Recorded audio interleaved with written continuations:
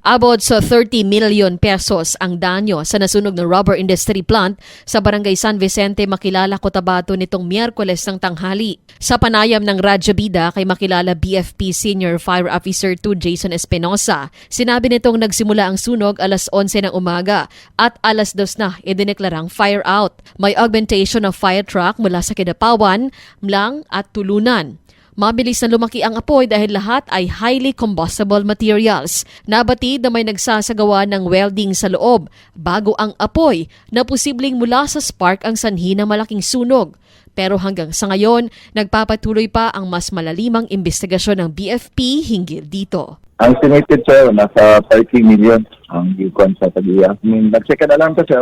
Nagdagan atong tulo ka fire truck, dili ko makilala. Kahit ang tabang sa Kilapawang, lang, Tulunan, napod ang PDRM sa tanker nila. At ang dole, diri sa makilala ng mga tanker, nagtabang usab sa pag-apila sa apoy. Cherry May Tapia, NDBC Bida Balita.